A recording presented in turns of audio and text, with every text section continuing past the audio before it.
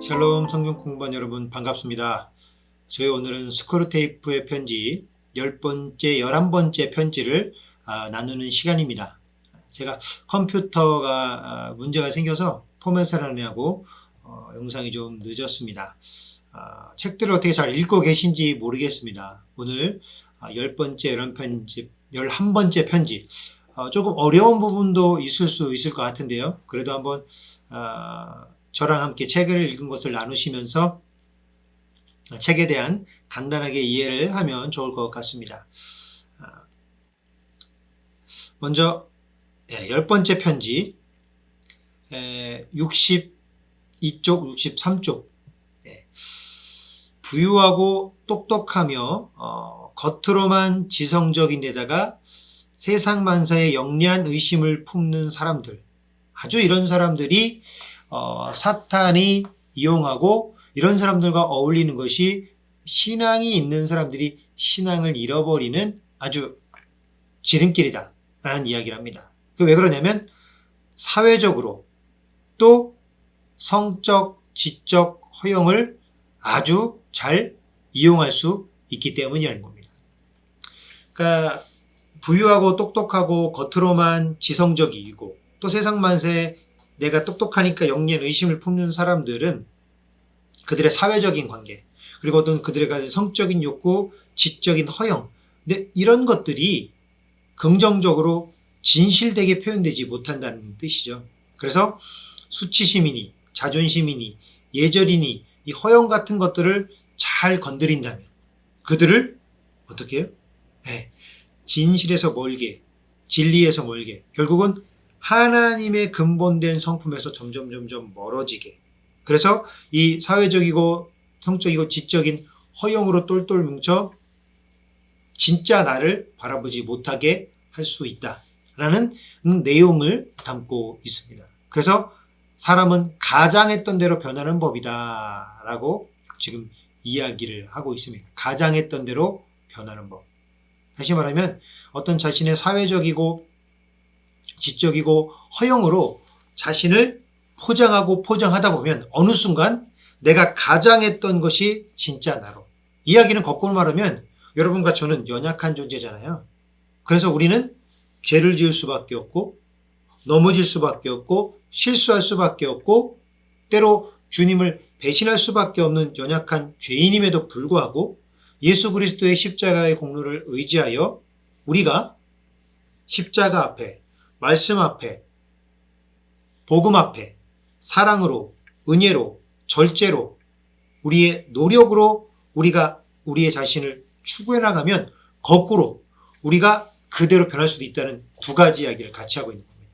그러니까 부유하고 똑똑하며 겉으로만 지성적인 이런 사람들, 세상 만사에 영리한 의심을 품는 사람들, 이런 사람들과 어울려서 그런 사람들과 자꾸 자신을 맞추기 위하여 가장하면 이렇게 변해버리는 것이고, 거꾸로 그들 가운데서도 그런 세상의 무리와 분위기에 취하지 않고 나의 길을 걷는 사람은 결국 예수 그리스도의 복음을 담는 사람이 될 수 있다는 이야기도 되겠죠.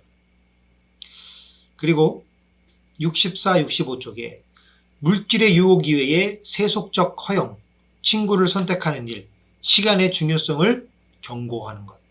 이런 메시지가 기독교 공동체 가운데 많이 빠져 있다. 물론 이 책을 쓴 것은 한참 예전입니다. 아마 2차 세계대전 그때 쓰여진 거기 때문에 굉장히 오래전이죠.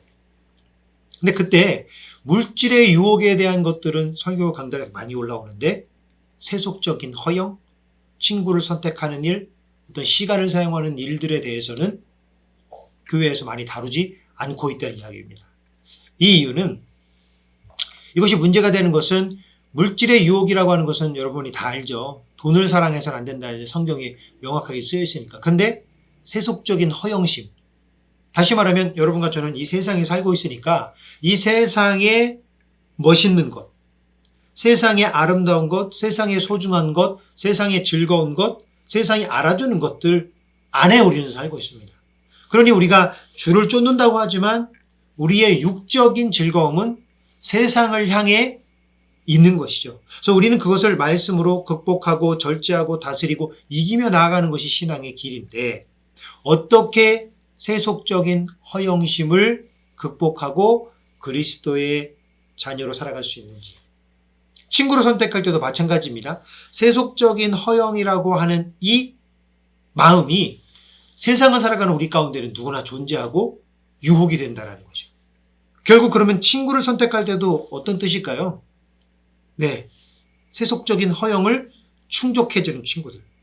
저 정도 레벨과 어울려야 나의 레벨이 사람들에게 인정을 받지.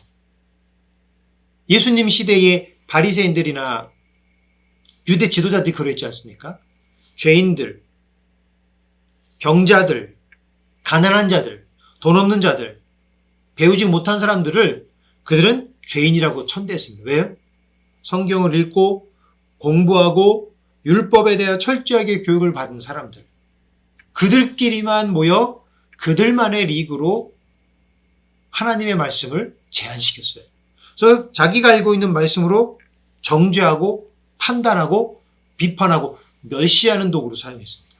이게 아주 성경 말씀과는 그릇된 거죠. 그러니까 세속적 허영, 친구를 선택하는 일, 그리고 시간을 사용하는 것들, 이 모든 것들이 결국은 하나님을 믿는 아주 중요한 길인데, 물질의 유혹을 집중하는 반면 많은 사람들이 그런 인간의 사소한 일상생활의 내면을 사탄이 어떻게 유혹하는지에 대해서 설교가 많이 없었다. 그래서 이 책에서는 그런 내용을 많이 다루고 있죠. 그래서 그 다음 내용이 인간관계 속 매번 다른 사람이 되게, 내가 만나는 부류, 이런 부류, 이런 부류. 그래서 그들과의 교류 가운데 진짜 나와 관계없이 내가 만나는 사람들 앞에 나의 모습을 내려놓고 그 사람들과 어울리는 나로 자꾸 날 만드는 겁니다. 그래서 이 부류에선 이런 부류, 저런 부류에선 저런 부류로, 그러니까 진짜 나를 포기한 채 그냥 세상에 어울려 사는 나로. 근데 결국 이게 근본적으로 어디와 연결되냐? 영적인 나의 삶을 방해한다는 겁니다. 여러분과 제가 예수를 믿는 사람으로서 사회의 어떤 집단에 가보니까 예수 안 믿는 사람도 있고, 뭐 이단도 있을 수 있고, 또 뭐 무신론자도 있을 수 있고, 타종교 사람도 있고, 그런 집단에 다 있을 수 있지 않습니까? 그럼 그 집단에서 나의 정체성을 포기하는 겁니다. 그리스도인으로서. 물론 여기서 그리스도인이라고 해서 거기 사회 집단에서 이단과 막 싸우고 그런 이야기는 아니죠. 다만 그 관계 속에 매번 다른 사람이 되는 겁니다. 분위기에 어울려. 이 분위기에 맞추고 저 분위기에 맞춰. 그래서 삶의 이중성에서 쾌감을 느끼는 허영심. 무슨 이야기입니까?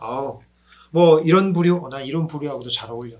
난 모든 사람과 다 잘 어울려. 라고 하는 이 위험한, 십자가를 위험한 생각을 하게 되는 것이죠. 그게 허영심으로 되는 겁니다. 그래서 나라는 인간에 대한 평가가 잘못 변질되는 것이죠. 아주 위험한 이야기입니다. 왜냐하면 우리는 나의 정체성을 밝히면서도 예수 그리스도인으로서 살아가는데 어려움을 겪지 않습니다. 이단 앞에서 내가 그리스도인이라고 밝히는 것, 꼭 그 사람과 거기서 단판을 지을 필요는 없는 것이죠. 내가 비즈니스를 하러 갔으면 비즈니스만 할 수 있고, 기타 다른 것들에 대해서는 거기서 굳이 종교적인 싸움을 할 필요는 없죠. 물론 불편할 수 있지만, 그렇죠. 그러니까 우리가 이것을 가지고 어떤 성경적 가치관을 포기하고 살아가는 것은 옳지 않습니다. 이것은 영적으로 우리를 나약하게 만들고 무디게 만들고, 그래서 삶의 이중성에서 쾌감을 느껴서 허영심을만 자극시켜 진짜 그리스도인, 그러니까 진짜 내 안에 있는 나를 발견하고 나를 내가 직시해야 그 나를 바꾸고 그 나를 변화시키는데, 그렇지 않으면 점점 껍데기만 예수 그리스도의 자녀고 삶은 멀어지게 되는 것이죠. 또 66쪽, 인간관계 속에서 자신의 진정한 내면을 들여다보지 않고 관계를 맺게 하고, 그로 인해 발생하는 갈등을 통해 지속적으로 갈등 가운데 살도록 하는 것. 거기서 예를 들은 것이 어머니와의 관계죠. 어머니는 계속 이 아들의 잘못에 대하여 지적하게 되고 그 아들의 잘못을 지적하는 것을 보고 있는 아들은 우리 엄마는 짜증내는 사람이야. 엄마의 성격은 저래서 안 돼. 라고 이야기를 하는 겁니다. 그러니까 지금 서로 뭐 문제가 발생했을 때 이 문제 가운데 나를 바라보지 못하게 하는 겁니다. 진정한 나의 내면. 그래서 내가 만들어진 이 세상의 사람들을 잘 받아들이는 나라고 착각하여 진짜 내가 아닌 그런 나. 교회 공동체 가운데서는 또 교인들과 잘 어울리는 거. 교인들과도 잘 어울리고 세상 사람들과도 잘 어울리는 것이 진정한 내면을 발견하여 그리스도의 이름으로 모두를 사랑하는 마음으로 이것이 이루어진다면 이건 굉장히 아름다운 일입니다. 그러나 이 책에서 이야기하는 것은 그것이 아니죠. 진짜 나의 문제. 그럼 나는 이 사람들 앞에서 어떻게 해야 될 것인가?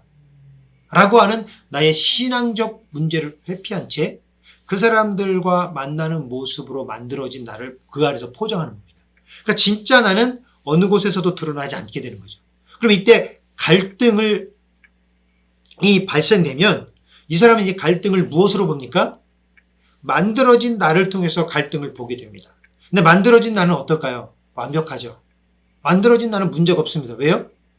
만들어진 진짜 내가 아니고 가짜 나니까. 그러나 진짜 나는 그 문제에 갈등하게 되고 문제를 발생하게 됩니다. 그럼 이렇게 되면 어떤 일이 일어나냐? 진짜 나를 잃어버린 채 만들어진 나로 갈등을 대면하면 모든 문제가 내 탓이 아니라 갈등을 만든 상대의 탓이 되죠.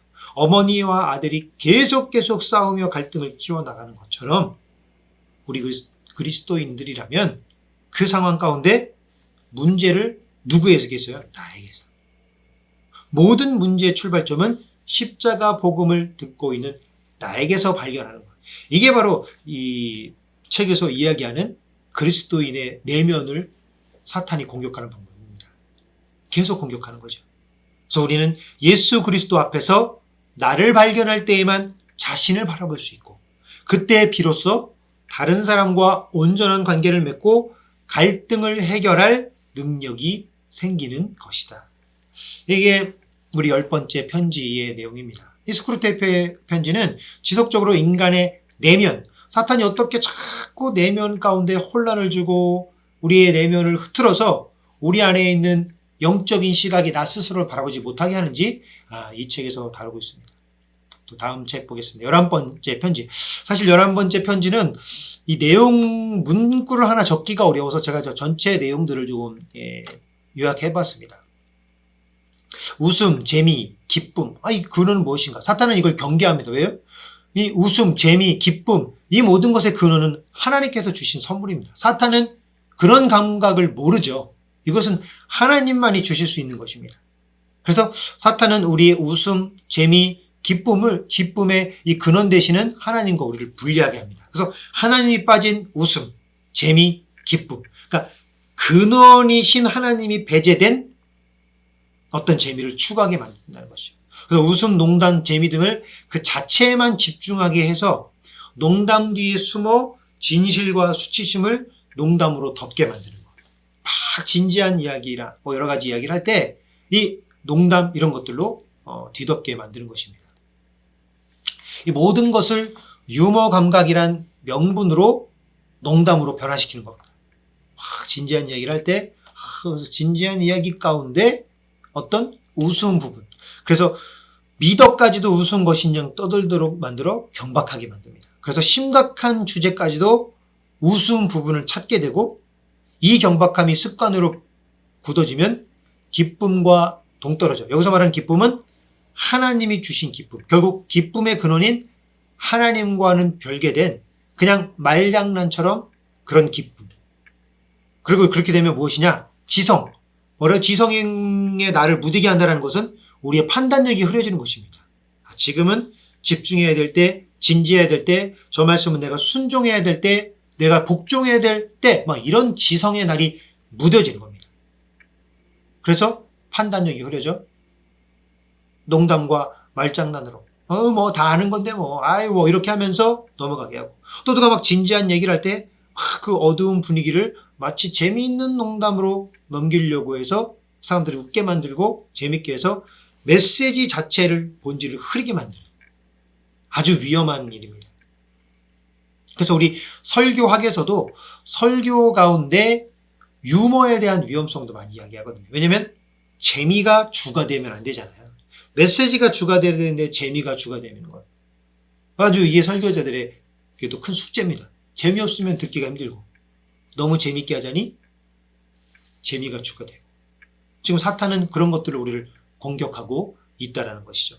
그리고 또 하나는 같이 웃는 사람들과의 애정도 만들지 않게 된다. 무슨 뜻입니까? 기쁨의 근원이 빠진 기쁨, 재미, 유머, 농담은 하나님이 함께 하시는 그 기쁨과 재미를 주시는 근원이 동반될 때는 함께 그것을 나누는 것이 우리 가운데 애정이 싹트는 겁니다. 그러나 기쁨의 근원이신 하나님이 배제된 채 말장난이나 농담이나 이런 것들이 그냥 입에서 하는 것으로 끝나게 된다고 하면 그것은 웃고 끝나는 것이지 그 어떤 능력도 없게 되는 것입니다. 그러니까 웃음 자체가 나쁘다는 것이 아니라 우리가 웃음을 추구하는 목적과 방향 가운데 하나님이 존재하고 계시느냐, 하나님의 은혜가 있느냐, 이것이 없다면 아주 위험한 상황이 된다라고 하는 것이죠. 여러분과 저도 이 부분에 대해서 굉장히 고민을 많이 할 수 있기를 주님의 이름으로 축복합니다. 저도 이 스크루테이프의 편지를 지금 한 몇 번째 읽습니다. 처음 사서 읽었을 때가 한 10여 년 전에 읽었고 10년 전쯤에 읽었고 그리고 또 제가 전에 있던 교회에서도 성경 공부하면서 읽고 또 읽고 해서 지금 한 서너 번째 읽는데 읽을 때마다 느낌이 다르고 그때그때 제 상태에 따라 저에게 다가오는 어떤 핵심 구절도 좀 다른 것 같습니다. 그래서 스크루테이프 편지 10번째, 11번째 편지는 우리의 내면 세계를 사탄이 혼란스럽게 만들어 결국은 진짜 나를 바라보지 못하게 하는 것들. 뭐 그 시대의 유머라든지 그 시대의 문화라든지 이런 것들로 말미암아 우리가 담고 있는 어떤 진리, 우리가 아름다운 믿어, 사랑, 은혜라고 하는 그 수천 년부터 내려오는 그 진리의 말씀이 결국 어떻게 해요? 고리탑을 한 것처럼, 지루한 것처럼. 그래서 그 지루함을 넘기 위하여 유머를 던지는데 정작 그 유머는 하나님의 말씀과 연결되는 것이 아닌 단순히 그냥 그 상황만을 웃기게 만들려고 하고 재밌게 하려고 하는 것으로 뒤덮어 본질을 흐리게 만든다는 거죠. 이게 지금 유머에 집중해서 이야기했지만 단순히 이게 그것만 되지 않고 우리의 어떤 지적, 가치관, 어떤 세상적 기준, 요즘의 유행, 그런 것들을 쫓는 것이 복음보다 앞설 수도 있는 위험이 있다라고 하는 것입니다. 오늘 어떻게 스크루테이프의 편지 10번째, 11번째 편지를 읽었는데요. 혹시 어려우신 분들은 저한테 개인톡이나 이런 것들로 질문을 좀 남겨주시면 좋고요. 혹시 이제 이 책을 읽은 다음에 또 다른 책을 추천해 주고 싶은 분들은 추천해 주셔도 되겠습니다. 그래서 저희가 함께 독서 나눔을 하면서 하나님의 뜻이 무엇인지, 그리스도인답게 사는 것이 무엇인지, 사탄이 어떻게 내 내면을 침투하는지를 우리 이 책을 통해서 함께 나누고 또 성장해 나갔으면 좋겠습니다. 감사합니다. 기도하겠습니다. 하나님, 오늘 10번째, 11번째 편지를 읽었습니다. 성경이 아니고 그냥 도서이지만 사탄이 어떻게 우리를 공격하는지를 저희가 함께 나누었습니다. 부족한 종이 한 것이 이해가 되지 않는 것이 있다면 주님이 도와주시고 실수한 것이 있다면 주님께서 깨닫게 하는 역사가 나타나게 붙잡아 주시옵소서. 다음 시간까지도 하나님께서 건강하게 또 안전하게 지켜주실 것을 믿사오며 예수님의 이름으로 기도드렸습니다. 아멘. 네, 다음 시간에 뵙도록 하겠습니다.